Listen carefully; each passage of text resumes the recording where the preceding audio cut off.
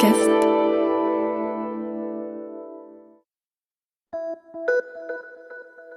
À l'occasion de la sortie de la chaîne INA70 sur Pluto TV, je vous propose une sélection spéciale du podcast La vie d'avant, qui vous plongera au cœur de la vie quotidienne des années 70. Si cette sélection spéciale vous plaît, n'hésitez pas à vous connecter sur Pluto TV pour découvrir ou redécouvrir les plus grandes émissions télé des années 70 en version originale.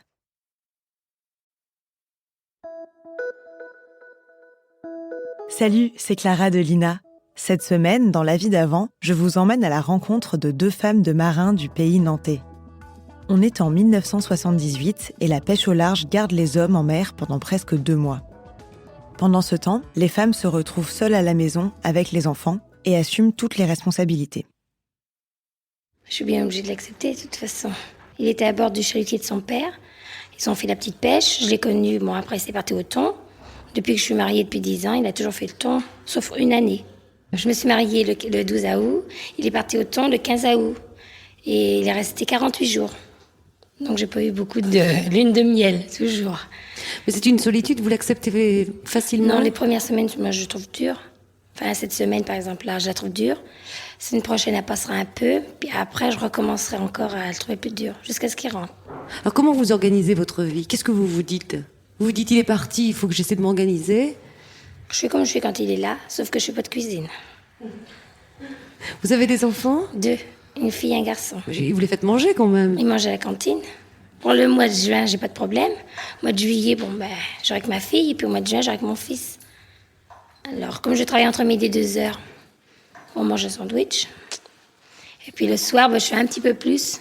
Mais j'aime pas faire la cuisine. Et comment ressentent l'absence du père, les enfants? Ils sont encore petits, vraiment, Quel âge pour ont-ils? ressentir. Ils ont 10 ans et 8 ans. Mais s'il y a, quand il va au thon, ils sont beaucoup moins inquiets parce qu'ils pensent que je me rappellerai plus les bêtises qu'ils ont fait au début. Que quand il va à la drague, la semaine est vite passée, je répète tout ce qu'ils ont fait. Pour qu'ils soient punis, probablement le père les punit pas. Parce qu'il pense qu'en revenant de bout de 8 jours de mer ou 10 jours, il n'a pas à battre ses enfants, sauf pour des grosses bêtises, mais pas des petites. Madame Defay, comment ça se passe chez vous? Au point de vue enfant, Et vous-même, au point de vue solitude, comment vous acceptez les départs de votre mari et ses absences? c'est-à-dire que moi, je les accepte bien dans la mesure que quand je me suis mariée, je savais que j'épousais un marin. Je suis fille de marin, donc il n'y a pas tellement de problèmes. Moi, je les accepte. Je trouve ça bien, j'aime bien cette vie. J'aime bien, parce que quand ils reviennent, c'est mieux. Il y a moins d'habitude que chez un ouvrier ou dans un autre métier, voyez-vous. Et pourtant, toutes les responsabilités, c'est vous qui les prenez? Une partie des responsabilités, mais ils sont partis faut bien se dire qu'ils sont partis que 5-6 jours. Hein. Alors on peut quand même partager certaines choses. Hein. Bien sûr, pour les enfants au point de vue maladie, ça pose des problèmes parce qu'on a certaines décisions à prendre. On peut pas les attendre. Hein. Au point de vue scolaire aussi, bien c'est moi qui m'occupe de la scolarité des enfants parce que là ils sont pas là assez souvent pour pouvoir suivre. Mais pour certaines choses, je vois quand même on s'arrange. Hein. Bon, et l'enfant, alors lui, comment se place-t-il entre vous et le père? Je crois que c'est un petit peu...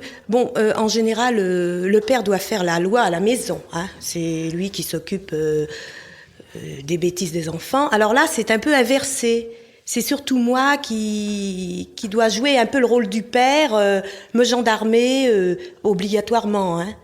Serait-ce que que lorsque mon mari rentre, il puisse avoir sa tranquillité en arrivant, pas lui dire tu sais les enfants ont fait ça et ça.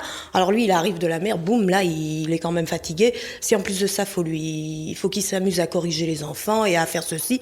Non, premièrement il le veut pas. Hein. Il dit moi je vais passer 48 heures avec les enfants, je veux pas non plus que les battre. Premièrement, au point de vue affection, ça marcherait plus.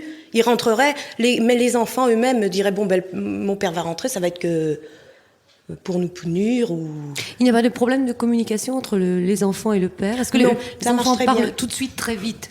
au père Oui. quand il rentre? Tout de suite. Ça marche très bien. C'est l'habitude, je pense. Hein. Ça marche très très bien de ce côté-là avec ses enfants. Est-ce que les enfants parlent du travail du père sur le bateau? Ça les oui, intéresse? oui, ça les intéresse. Ça les intéresse énormément. Même le petit qui a 5 ans, il lui dit « papa, tu es parti à la mer, qu'est-ce que t'as pêché? T'as pêché du poisson?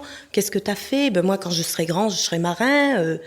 Sans bouleverser la maison, mais bouleverse le quartier.